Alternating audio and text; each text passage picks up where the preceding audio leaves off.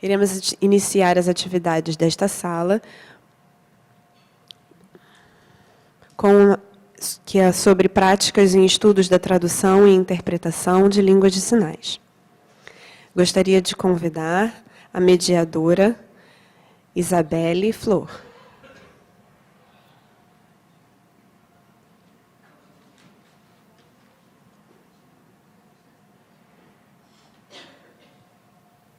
Bom dia. Ontem nós já discutimos diversos assuntos sobre interpretação e tradução. E hoje gostaríamos de convidar dois palestrantes sobre o tema Construindo o Enem em Libras, equipe de tradução do Caderno de Matemática. Convidamos, então, a senhora Janine Oliveira, que o sinal é esse.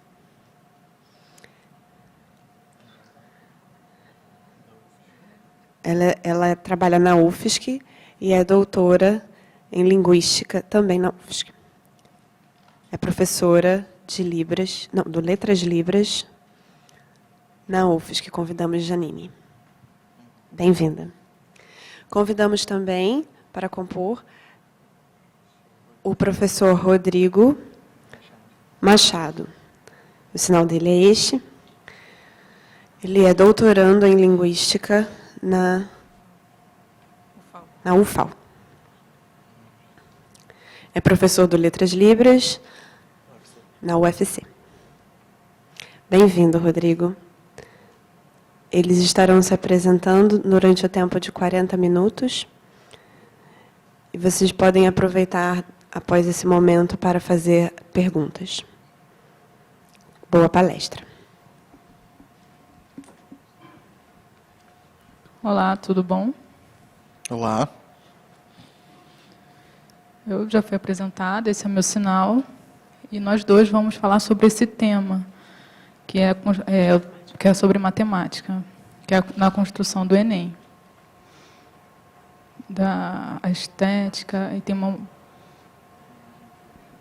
e tem a participação do professor Paulo André, no nosso grupo especial falando sobre matemática. Pode passar o slide.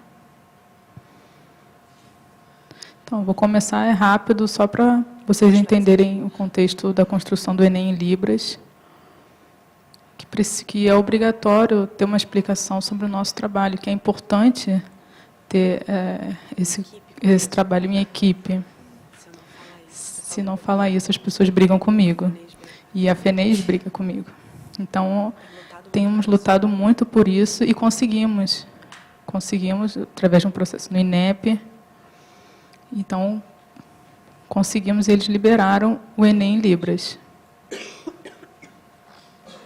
O Enem, ele começou, já tem um tempo, na verdade, a gente já sabe que a comunidade surda e a FENES estão lutando para conseguirem, o INEP liberou o Enem em Libras, que a prova seja em Libras, mas o INEP, ano passado, em contato com a UFSC, e sempre em contato, UFSC e INEP, e tentamos fazer vários relatórios, então, desconhecimento deles, então a gente especificou para dar segurança para o INEP, para eles, então, aceitarem a prova em Libras. Então, é importante esse movimento, né, das lutas, das militâncias, para poder conseguir. E em 2006, o INEP foi até a UFSC, 2016, perdão, e nós organizamos os estudos,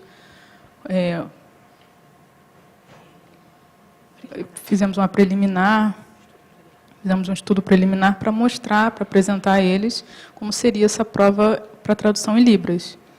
E resumimos essa tradução em 60 perguntas para ter uma comparação de como é que seria uma prova, para ver o tempo de cada uma, né? Para só um tempo de cada prova. Então, a gente fez uma comparação com uma tradução em Libras. E em 2017, então, foi liberada essa prova em Libras, com tradução em Libras. Então, só explicar rápido como é que foi esses estudos preliminares Só para vocês conhecerem, olha, passa o próximo slide, por favor. Por exemplo, a gente escolheu uma pergunta para mostrar ao grupo do INEP, para eles reconhecerem o tipo de pergunta que vai ser mostrado na prova. E tem as mesmas alternativas, A, B e C, e tem uma pessoa presente no vídeo que precisa escolher, tem o enunciado, tem o enunciado e tem o vídeo. Então, o candidato escolhe a melhor alternativa. E tem que ter um link com a pergunta. E uma pergunta simples, tem que estar bem formulada, porque é em Libras. Então, a Libras ela só vai mostrar o enunciado da prova. Solta o vídeo, por favor.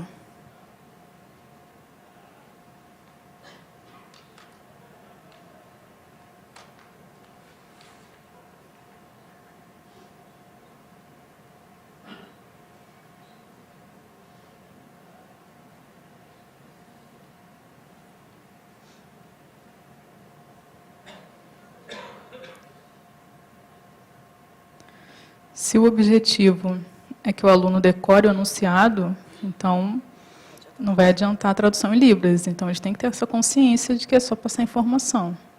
Então, nossos estudos mostraram todas essas características da tradução para o Enem em Libras. E o INEP, então, entendeu claramente o nosso projeto e a prova da tradução. Próximo slide. Aqui hoje, a gente está comentando sobre matemática, então eu só vou mostrar algumas curiosidades sobre a equipe geral. Então, as pessoas olham e veem o vídeo, a apresentadora, e não vê quem está por trás dessa produção, a equipe que está por trás. Na equipe tem o coordenador do INEP, os coordenadores, tem os coordenadores da Comissão de Libras, tem os tradutores, que aparecem no vídeo das provas, os supervisores, os revisores. E o que é a supervisão? Eu sou tradutor, mas como que funciona? Qual é a função desse supervisor? Ele tem a responsabilidade de, tal como o aluno, verificar se a sinalização está clara, se tem alguma dificuldade, se preocupar se a tradução do português para Libras está equivalente, se teve alguma opressão, algum salto, supressão. Então, essa visão do supervisor traz segurança para aquele material, para ver se está tudo adequado, e a partir do ok, ele vai passando para outras cenas. Os supervisores, eles são diferentes dos revisores. Os supervisores são diferentes dos revisores, porque na hora o supervisor dá uma segurança e os revisores eles atuam após a filmagem, sem o papel, apenas observando o vídeo sendo passado em Libras. Então, os revisores eles vão entender pelo contexto e, então, se dá para compreender, ou então eles fazem uma comparação numa segunda...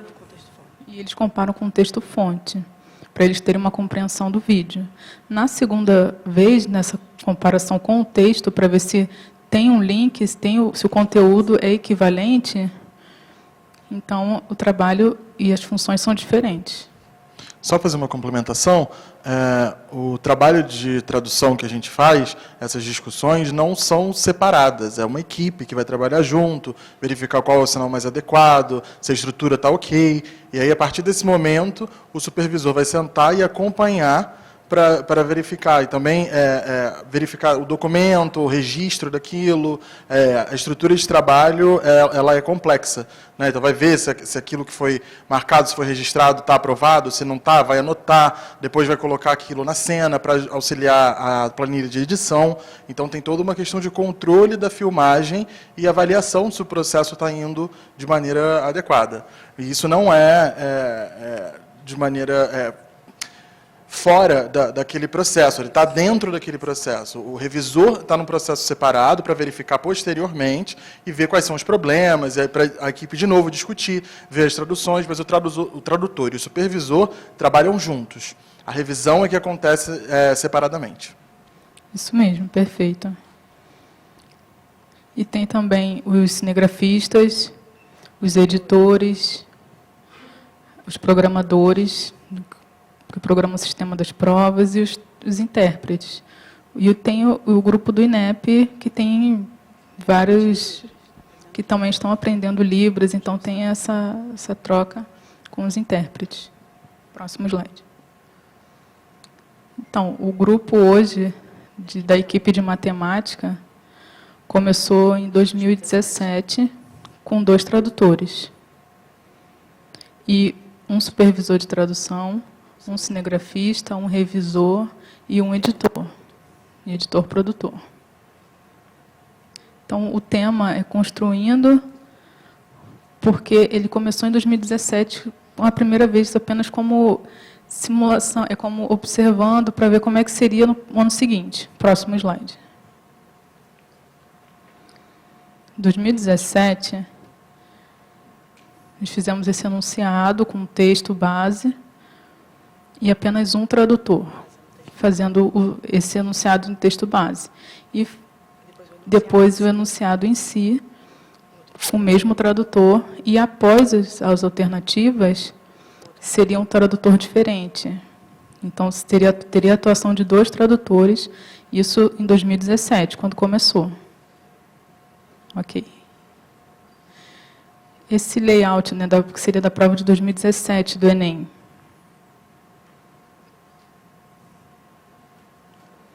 Em 2018 já mudou um pouco. Então, percebemos que em 2017 haviam 2 ouvintes e apenas um surdo. Mas por que não começou o mais importante? Porque, assim, estavam preocupados mais com conteúdos, com a formação deles em matemática. Então, tivemos essa interação apenas com um surdo em 2017. Então, percebemos que seria mais importante a atuação de mais surdos. E o conteúdo básico, os revisores, os supervisores, poderiam garantir. Mas como é que seria a fluência? Então, a gente percebeu, refletimos que deveria ter uma troca, para ser mais clara para o entendimento do aluno. E também sentimos, em 2017, que o surdo atuava sozinho, se sentia sozinho. Então, ele olhava o conteúdo e não gostava, não se interessava. Então, e não tinha outra sugestão, porque ele era sozinho na equipe. Então, ele não tinha como conversar. Então, em 2018, chamamos o Rodrigo. Então, ele começou o Rodrigo e o Paulo André. Então, tivemos essa troca com eles 2 e foi muito bom. Então, conseguimos ter esse apoio, a gente só ficava olhando e babando por eles, porque um tentando, um concordava com o outro, e corrigiam, trabalhavam juntos, e era um trabalho que incansáveis. Então, era muito melhor ter essa troca, essa ajuda entre si. Então, conseguiam garantir o melhor a fluência em Libras. Então, o Paulo André deu uma segurança a mais e foi um alívio para a gente. Então, conta para a gente como é que foi a sua experiência. Eu trabalhei pela primeira vez como tradutor. Eu já tinha umas experiências de tradução, interpretação, com SI, de português para Libras também, mas de tradução, né, de português para Libras, eu já tinha outras experiências acadêmicas, mas quando me convidaram para participar do Enem, eu comecei a trabalhar em 2017, não foi na equipe de matemática, foi na Ciências Humanas e Natureza. E a minha formação é original de geografia, né? Então, eu tenho experiência nessa área para trabalhar. Foi em 2017 que eu fiz isso. Em 2018, eu passei para a equipe de matemática e a minha experiência foi boa, foi muito importante a presença dessas 2 pessoas surdas, inclusive. Isso que a gente falou de supervisão, do conceito, eu e o Paulo André, a gente trabalhava juntos, pegava os conceitos, pedia para a Janine, explica esse conceito para a gente, e aí a gente verificava. Então, como que esse surdo que está lá fora vai entender? Né? A gente tentava se colocar no lugar do surdo para verificar, a gente às vezes discutia, veria, não, esse aqui talvez seja uma maneira melhor, ou não essa. E eu sou de Fortaleza, o Paulo André é do Rio, então a gente ficava preocupado com variação linguística do sinal. Eu conheço a variação em diversos lugares do Brasil, e a gente ficava tentava escolher uma que fosse talvez mais padronizada, evitar usar um sinal muito específico, uma terminologia muito específica, porque senão as pessoas não iam alcançar, talvez. E aí, e como é uma abrangência nacional, então a Janine ficava olhando, verificava se estava ok, a gente discutia, e por fim a gente fazia essa filmagem. Foi uma experiência muito positiva, eu como surdo e o Paulo André também, a gente tinha uma experiência muito boa, uma relação muito boa, e a Janine com formação em matemática. Então, esse é o layout da prova de 2018, como vocês podem ver. Já mudou, até chamou mais atenção. Porque em 2017, quando a gente criou, não tivemos nada. Então, teve que criar um sistema, a gente criou do zero, tudo. Então, um tempo muito apertado. Então, agora a gente já conseguiu melhorar, a gente conseguiu consertar e evoluir e inserir algumas coisas. Também, em 2018, teve uma mudança com relação ao texto base. Tivemos um tradutor, o Paulo André, e na hora das perguntas e das alternativas, trocaram para um segundo tradutor, para criar um contexto com a pergunta. Porque, às vezes, o aluno olhava, em 2017, tinha o tradutor sinalizando, mas não tinha relação com as perguntas e não tinha contexto. Então, agora, com a mesma pergunta e a mesma pessoa fazendo as alternativas, já cria um contexto e um entendimento melhor para o aluno. Fica mais coeso. Então, hoje, em 2019, tivemos algumas mudanças e algumas complementações. Em 2017, 2018, só havia apenas um supervisor e um corretor, e um revisor, perdão. Então, percebemos que precisamos melhorar. Então, trocamos para 2 revisores, porque um revisor era ouvinte. Então, porque ficava preocupado com o português, né? Como é que seria essa relação, se seria coerente com a Libras. Então, conseguimos mais um revisor surdo para ter um apoio para eles. Então, em 2019, tivemos mais alguns revisores na equipe. E um revisor ouvinte, igual ele explicou, e separado tinha um segundo revisor, que também revisava, e depois esses 2 sentavam juntos para interagir, e depois sentavam e fazia a tradução e feedback para a equipe. Então, respeitava as etapas.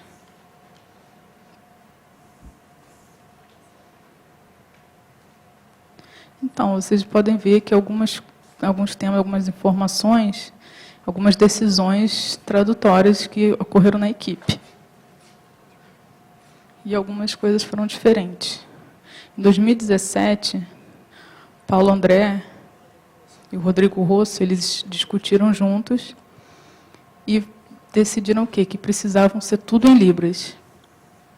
Então, até as fórmulas matemáticas, as equações, tudo precisavam ser passados para Libras. Então, ficamos preocupados em como passar essa informação para o professor das escolas do Brasil inteiro. Como eles iam receber, e seria só apontamentos? Não, precisavam ter as explicações também em Libras, que isso era muito importante.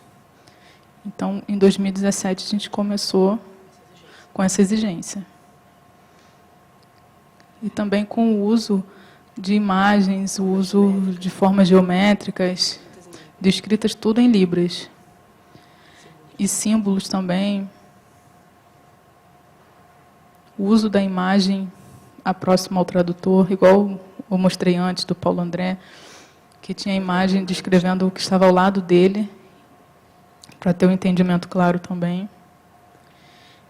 E também o vocabulário. Como é que seria o vocabulário então a gente pesquisou se tem ou se não teria, se tem esse sinal, então a gente pesquisou e conseguiu pegar alguns sinais que são mais usados na internet, pesquisamos também antes em outros estudos que fizemos, e alguns sinais que a gente encontrou nas escolas, no contato com as escolas. Então, a gente discutiu, ficamos preocupados sobre como mostrar esses sinais.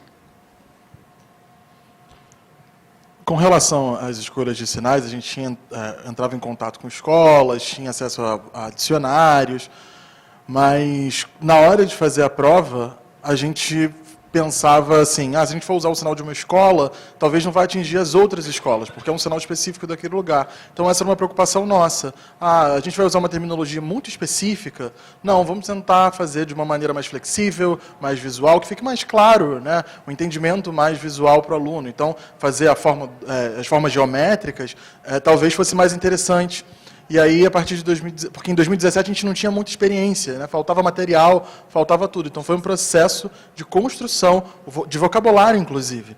E aí, os sinais que eram inadequados, a gente passou já a melhorar em 2018, e agora, em 2019, a gente já tem esse arcabouço, né, de experiência. E aí, inclusive, ele é a nível nacional, e a gente consegue, de alguma maneira, talvez, padronizar essa terminologia em Libras. Nós ficamos preocupados, se a gente ficar preocupado muito com sinal, com terminologia, talvez a gente não vá alcançar o público-alvo dessa prova. Então, essas estratégias de utilizar mais visualidade, fazer referências àquelas imagens, não é simplesmente fazer uma tradução específica do que está sendo exatamente lexical, talvez. Não é uma imposição, queremos que seja algo natural. Agora que eu vou mostrar alguma novidade sobre o glossário, que a gente queria que tivesse uma ligação, um feedback, porque, infelizmente, a gente não pode falar para a comunidade surda, enviar alguma coisa e depois esconder por conta da prova, né? Então, é uma característica da prova, do sigilo. A prova tem que ter sigilo, então a gente espera ter esse feedback após. Isso que ela está falando é verdade, porque durante o trabalho a gente ficava um pouco angustiado, porque a gente pensava assim, poxa, mas eu queria poder pesquisar, mas a gente perguntar, talvez, mas a gente não tem ideia de qual é o conteúdo, do que vai ser trabalhado, a gente só sabe na hora. E quando a gente descobre, a gente não pode ter contato com ninguém sobre aquilo, porque é um trabalho sigiloso. Então, a gente não pode fazer nenhuma pergunta, é uma responsabilidade muito grande para a equipe. A gente não pode prejudicar o processo de nenhuma forma. A gente tem que garantir a idoneidade desse processo. Então, pensar nos sinais, nas estratégias, depois dá um alívio muito grande, e aí a gente busca para tentar, talvez, aplicar no ano seguinte, né? Mas essa troca com a comunidade, infelizmente, não pode acontecer por conta do processo sigiloso naquele momento específico de produção da prova. Não, volta um slide. Isso, falta só explicar a questão do espelhamento. Então, a gente já criou várias discussões, mas, na verdade, já temos experiência com alguns tradutores e percebemos que a prova do vestibular da UFSC precisa de espelhamento do vídeo, porque já estão acostumados a ver a imagem de frente. Então, alguns surdos, né, alguns surdos tradutores perceberam essa necessidade. E um tradutor surdo de geografia da UFSC, ele falou que não precisa ter esse espelhamento, porque o surdo já está acostumado lá do Nordeste, que precisa. E então a pessoa já sabe a posição no vídeo, então não precisa desse espelhamento.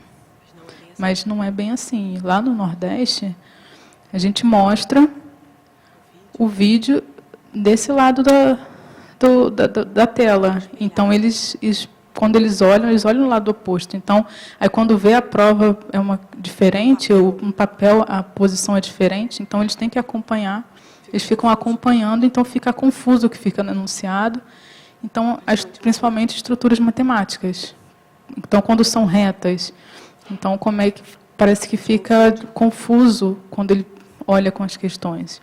Então, a gente já mostrou as imagens, fizemos algumas adaptações, mas no Enem, no começo do Enem, precisaria ter esse espelhamento das fórmulas. Então, todo mundo sofreu, me xingaram, tiveram várias discussões. Tive tendinite para fazer a questão das fórmulas matemáticas, então, para ser tudo mais visual. Porque matemática, a questão dos números, eles têm que ser posicional. Então, o número 100, por exemplo, se for espelhado, ele vai ver ao contrário, 001. Então, precisa ter um contexto. Então, quando ele vai ler o enunciado, vai ser... então, ele vai ter que ler corretamente 100. Então ele vai ter que fazer com a esquerda, então vou ter que mudar. Então ele já está acostumado. Na sinalização eu uso a mão direita como dominante, mas quando você tem aquele número que aparece ali, eu precisava utilizar a esquerda, e eu tinha dificuldade para fazer essa sinalização com a esquerda. Então, quando eu fazia o número, eu fazia com a esquerda e não era confortável. Ficar bem no vídeo, mas não era confortável. Eu tinha que trocar a mão por conta da alternativa que vinha da esquerda para a direita. Então, eu, quando tinha que sinalizar, tinha que mudar a minha mão dominante para que a leitura fosse adequada, fosse relacionada com aquilo que estava no vídeo. Porque o processo cognitivo da pessoa ia ficar mais leve, inclusive, daquele candidato. Então, ela tem que olhar a Libras, tem que entender o português também? Não. Ela já ia seguir um processo que seria mais natural se a gente fizesse com a outra mão. E aí, em outros contextos, a gente não fazia, né? Fazia com a mão dominante. Usava também a soletração na parte do tronco, né, evitava fazer a soletração na frente do rosto, usava a parte do tronco, de blusa preta, e aí a supervisão ficava observando para ver se estava tudo ok, se os ângulos também estavam ok para visualização no vídeo. Então, a gente via tudo isso direitinho, porque a tradução, usando o espaço, a gente precisava fazer tudo de maneira adequada. Então, qualquer ângulo errado ia atrapalhar o sentido, a compreensão do sentido. Então, o texto, quando a gente falou do tradutor 1 e do tradutor 2, a sinalização que o Paulo fizesse, o espaço que ele utilizasse, eu utilizaria o mesmo. Então, o espaço que ele fizesse, se eu modificasse qualquer coisa, ia haver prejuízo na compreensão por parte daquele aluno, do candidato. Então, para ter coesão naquela questão, precisava copiar, inclusive, os mesmos espaços. Então, eu não podia esperar o Paulo filmar, e depois que ele filmasse, eu de fora, e aí eu vinha e filmava. Não, eu acompanhava a filmagem. A Janine supervisionando, olhando os dois, e na hora que as nossas gravações terminavam, a gente dava o ok da cena ou não. E aí, quando eu ia fazer a sinalização, o Paulo André também acompanhava as filmagens. Então, no momento dele, eu não estava liberado para depois voltar. Eu acompanhava sempre nós três trabalhando juntos, porque é uma responsabilidade do uso do espaço, desse espelhamento, do uso da mão dominante ou não dominante. Então, é um trabalho complexo. Isso mesmo.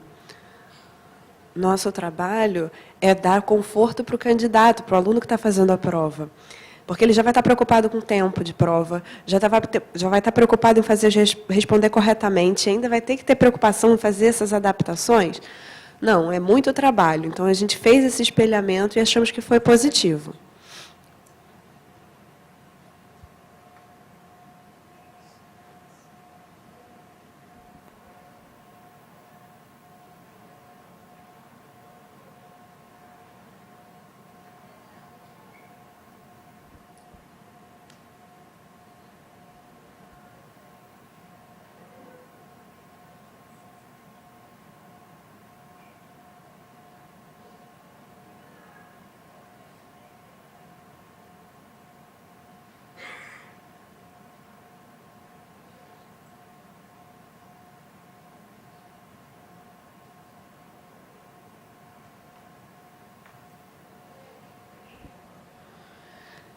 Isso que ele falou, está apresentando, é muito legal, porque ali você vê em português tem sentido horário e anti-horário, né? E aí tem que fazer espelhado ainda para dizer que é sentido horário e anti-horário. Mas aí quando ele faz dessa maneira, fica fácil perceber do que ele está falando. Foi uma preocupação em fazer certo para conseguir seguir o que estava dito no enunciado. Tivemos que fazer várias vezes o mesmo take, até a gente conseguir ver na revisão que estava tudo bem. A gente fez espelho.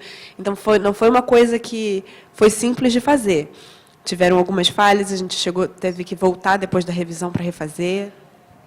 Uma questão também é que, quando a gente está batendo papo, a gente está falando, conversando, é fácil você verificar se a pessoa está entendendo, se não está. Agora, no vídeo, a gente tem uma vez para fazer de maneira padronizada. Então, a gente tem que pensar assim, mas será que a pessoa vai entender? A gente não tem esse feedback no momento. Então, a gente tem que verificar na hora uma maneira. Então, a gente pensou, então a câmera vai ficar posicionada na parte de cima, porque é onde as câmeras de vigilância ficam.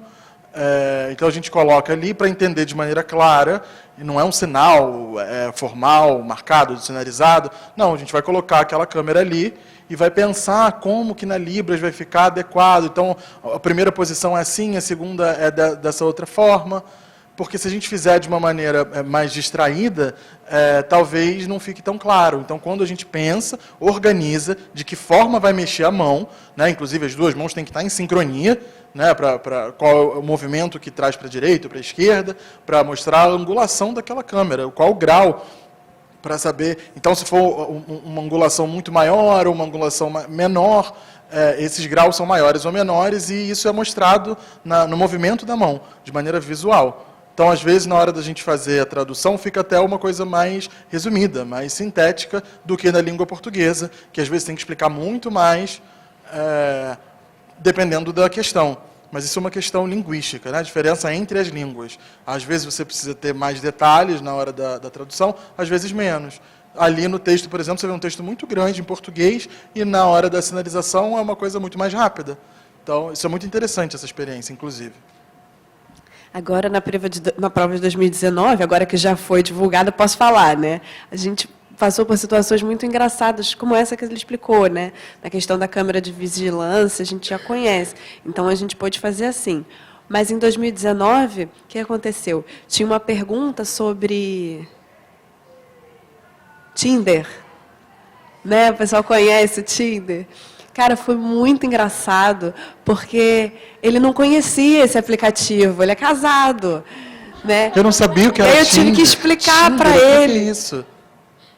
E aí chamamos todo mundo da equipe para explicar como é que paquerava no Tinder e como é que funcionava. Aí ele ficou, é mesmo? Isso acontece? Acho que eu vou criar um, hein? A gente falou, isso vai dar problemas. O sigilo da prova, é sua esposa. Como é que vai ficar? Não posso falar até novembro, que é quando a prova for, né? E aí foi muito engraçado a gente conversando sobre essas coisas. Muita gente falava, olha, o Rodrigo criou Tinder, como assim? E o pessoal começava a comentar essas coisas. E aí ele falou, imagina se isso acontece. Aí ele falou, não vou fazer. Não, peraí. Aí a gente começou a conversar, a explicar essas questões, tudo isso só para a gente fazer a tradução. Entendeu? Então foi muito engraçado. Então, por isso que é importante essa experiência, né? Então, esse termo Tinder eu não conhecia. Na hora da tradução, às vezes eu olho e falo, não sei o que é, passo. Não, eu sei que é um aplicativo de paquera, e aí você vai dando match com as pessoas. Então, depois de saber isso, eu podia trazer isso para Libras de maneira mais clara, mais fluida. E aí, na hora, eu perguntei assim, você já teve experiência com isso? Já usou Tinder? E aí a gente começou a trocar experiências particulares ali, e isso foi interessante. Né? Aí você paquera, é fácil, não é? Aí você sabe passear com a pessoa, tem pessoas que são boas, tem lugares que são legais, você já usou, e aí a gente foi trocando essas experiências, e a partir disso, eu pude organizar melhor a minha sinalização, o uso do espaço, em como funcionavam as atualizações ali do aplicativo. Eu também não tinha Tinder, tive que chamar várias pessoas da equipe que já tinham experiência para explicar, né? Mas foi muito legal, foi muito engraçado essa interação, novidade, né? Pode passar. E aí, novidades no glossário. Então, em 2017 e 2018, a gente não teve glossário, a gente não fez, porque estava muito no início, era um processo muito inicial. Em 2017 a gente fez o vídeo, 2018 também, e agora a gente organizou um glossário para auxiliar as pessoas, né, terminologias específicas. Então a gente organizou, já está liberado? Acho que em janeiro que vai liberar. Então, a gente vai mostrar algumas coisas, é um trabalho que já está completo, o glossário já está pronto. A gente escolheu alguns para mostrar para vocês, alguns exemplos.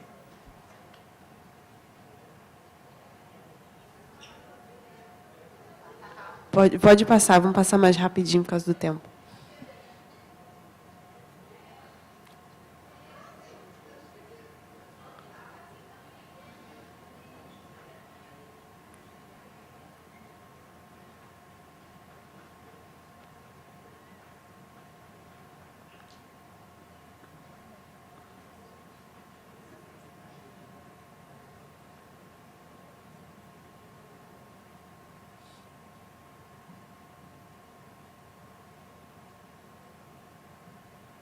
Ok.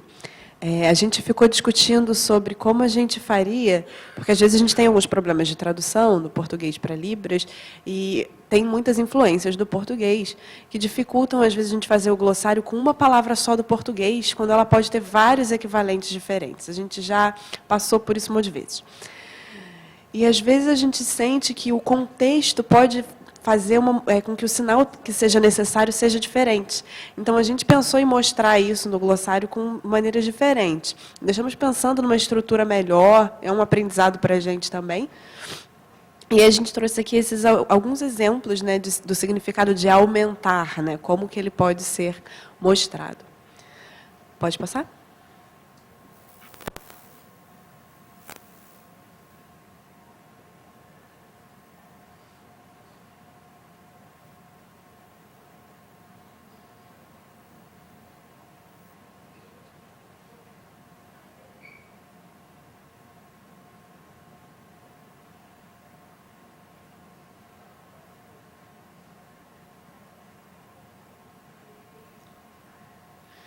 Então, ele mostra o sinal de que, que as vendas aumentaram. Depois, ele faz esse sinal para aumentar.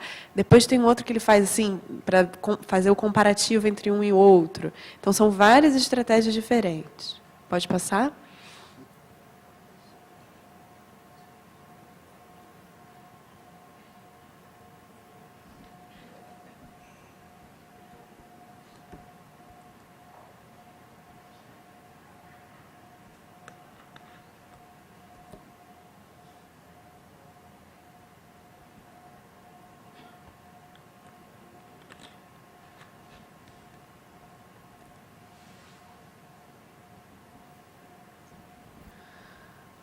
Então, ele fala, se você quiser aumentar a quantidade, aí ele faz assim e coloca os valores, diminuindo. Ou se você quiser diminuir, aí ele faz esse sinal. Ou se você quiser aumentar, aí ele já faz esse outro sinal. Não é só fazer o sinal, ó, diminuir o sinal é esse. Aumentar é esse sinal, e pronto. Não é só isso, né? E também é importante que, na estrutura da língua portuguesa, que a gente saiba que, na hora da tradução, isso, às vezes, vai ser invertido, vai ser alterado para ficar de maneira clara. Então, quando a gente faz essa coisa da parcela, a gente deixa essa mão aqui como boia, e aí faz a sinalização de que aumentou o número de parcelas, ou de que diminuiu, e que o valor aumentou, que o valor diminuiu, para ter essa coesão na hora do entendimento. Como o fim está chegando, né, está acabando o nosso tempo, a gente pensou sempre no perfil do aluno que ia fazer isso. Então, por isso tomamos essas decisões. Nossa preocupação, nossas discussões na tradução eram essas.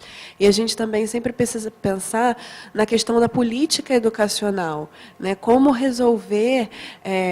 há questões no ensino básico, né? Então, acho que tem só mais um, pode passar.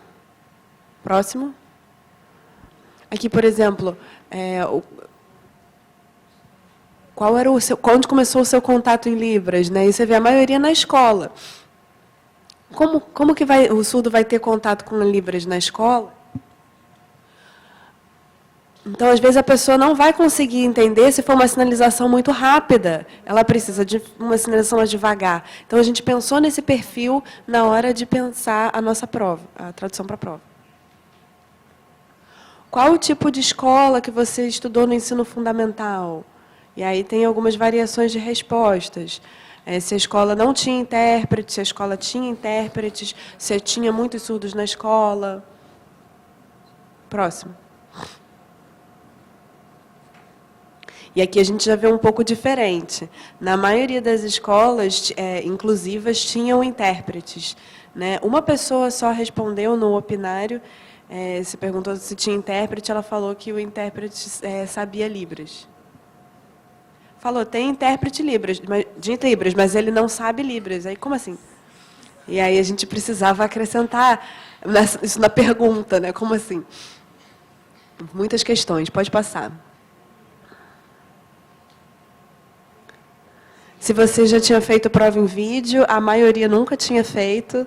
Né? Alguns já tinham respondido que sim, talvez por causa no segundo dia está sendo feita a pergunta. Se a pessoa entendeu o vocabulário, se estava certinho, a maioria disse que entendeu, alguns não entenderam. E aí a gente precisa saber ainda por quê, qual é o motivo desse não entendimento, né? Falta dado, pode passar. Se vocês tiverem sugestões de sinais, como melhorar, como fazer um trabalho melhor, por favor, mandem para a gente, né, a coordenação ali do INEP. Nós aceitamos essa ajuda e agradecemos. Aproveito também para agradecer uma pessoa que participou da equipe, que teve nos bastidores, que é o Tiago. Nós amamos o Tiago por todas as revisões de matemática que ele fez para a gente. Muito obrigada. Perfeito. Muito obrigada.